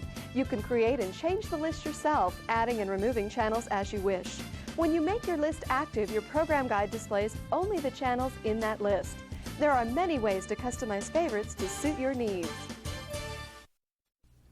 Choosing the right Medicare supplement plan is so important, but it can be confusing. I needed answers to several questions, and I found them in this Guide to Health Insurance for People with Medicare. It's available absolutely free, just by calling this toll-free number. I learned how Medicare supplement policies give you the freedom to choose the doctors and hospitals you want, that almost all your Part B process claims can be filed automatically, and how once the policy is issued, your coverage can never be canceled. This free guide could help answer your questions about Medicare supplement insurance. I know it helped me make the right choice. Call for your free Medicare supplement guide today. You'll be glad you did. Call now. This informative guide to health insurance for people with Medicare is available absolutely free from United American Insurance Company. To receive your free guide, call 1-800-457-4102. That's 1-800-457-4102. If I look happy, it's because I've got a super night's sleep in my Craftmatic Monaco adjustable bed. I'm also delighted because of the free TV I received. You can get a free 25-inch color TV with the purchase of any Monaco adjustable bed, too. Just call toll-free to receive this free TV certificate by mail. Call to have your free 25-inch color TV certificate and complete details about Monaco mailed to you right away. Call 1-800-514-8181. This is CNN.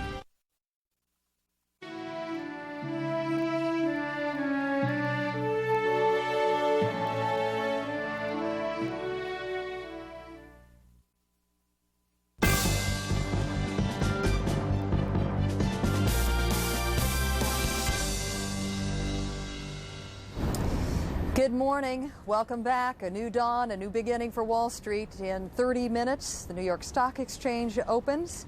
75,000 New Yorkers trying to get to their jobs this morning. It is not an easy